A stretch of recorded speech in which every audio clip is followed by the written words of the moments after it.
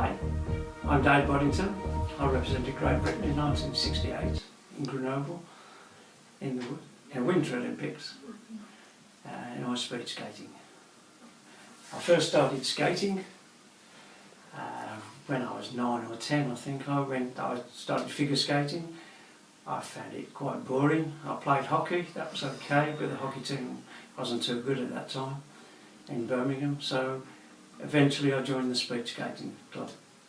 I was 15 when I joined the club, the Birmingham Mohawks, who were one of the top clubs of the world, and are still one of the best speed clubs in the world. We have 3 skaters in the British team at the moment, in the short track team, and still remain one of the best clubs in the world. What else? What was it like at the Olympics when you went? At the Olympics, it wasn't the best Olympics for me. I was brought down in 500 metres by a Dutch guy who fell after I'd recorded the second best time to the 100 metre mark.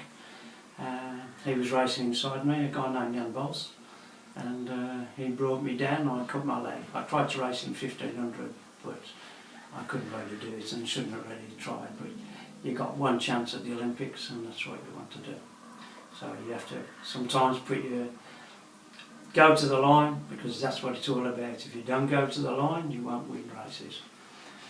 The Olympics is a fantastic experience for anybody. A lot of work goes in, a lot of hard training, and it's a very proud moment when you get your telegrams, especially from people who have sent you money. And I had a donation from all the miners at Hampstead Colliery. I used to train early on in the morning before I went to the Olympics. It was 7:30. Well, I finished at 7:30 training. I sometimes started at 6:30 in the morning, and I used to use the lights of Hampstead Colliery when I used to do my sprints on the canal bank to read my stopwatch. And one day these miners shouted at me. They were sorting coal, and I told them what I wanted to do, and they all had a collection when I left, and they gave me this money. And money to the miner then was a lot of dough. And you know, it's very nice to have that support, and the support of a company where I worked at that time. I worked for a clothing company called Foster Brothers in Birmingham. I did window dressing, and they gave me some money as well. And I saved a lot of money to go to Holland and train to try and get international, because at that time short track was not in the Olympic Games.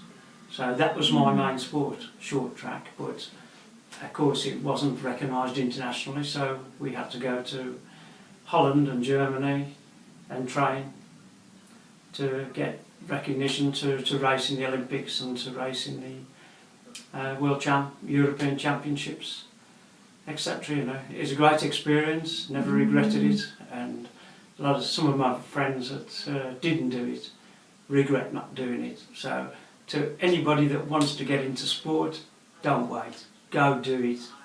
Look about the rest later on. Study hard, play hard though, and work very, very hard in your training. Fantastic. One of the questions on here is, are your family and friends supportive, or were they supportive at the time? Oh yeah. Yeah, they were very supportive. And one of the great joys that you can have is seeing the delight on your father and mother's face, your grandfather and grandmother's face. You know, it is something you live with, and you know, it's something that you can't explain, and you don't realise it sometimes until, you know, they've gone and they've died, but you can always remember the joy that they had. Fantastic.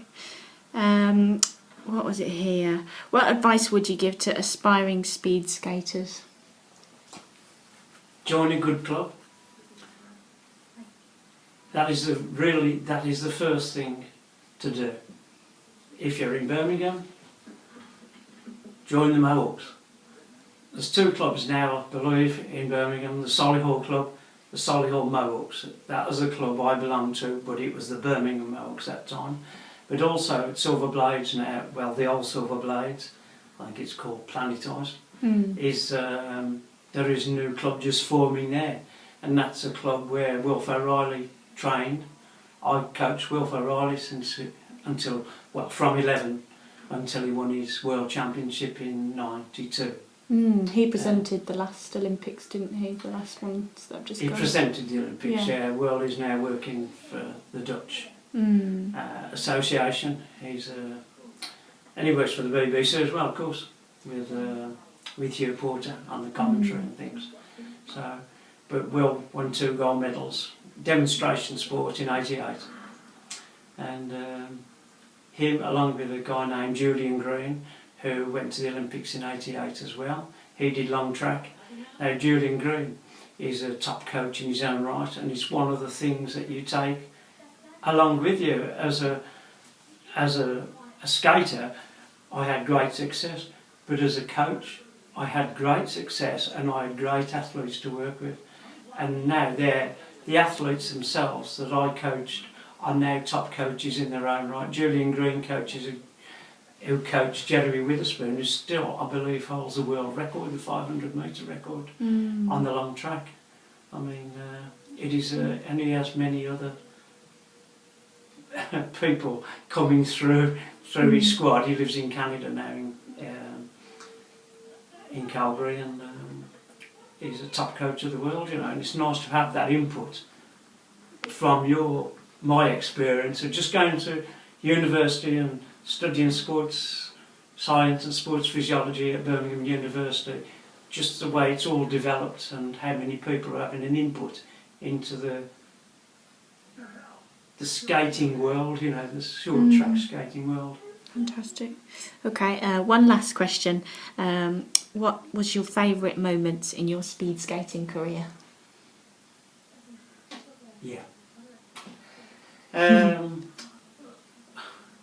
It's difficult.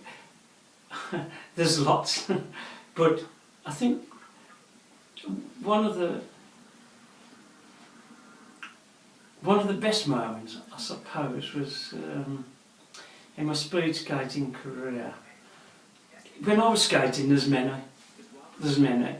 Maybe the first British Championship, maybe being the first or one of 3 triple winners of a British Championship. There's only 2 guys that had won it before I did it. A guy named Charlie Johnson and Jeff Stockdale. There was an outstanding skater we used to know, Jack Dimmock, and Jack won several British Championships, but he never won triple. He never got the triple British Championship, and you know, that was a real achievement for me. But in my skating career, I think to have coached somebody who's won 2 gold medals at the Olympics and to have won a World Championship, I think that's got to be the ultimate. Really fulfilling, I bet. Yeah. I think that's the best. Okay, great. Okay. Thank you very much.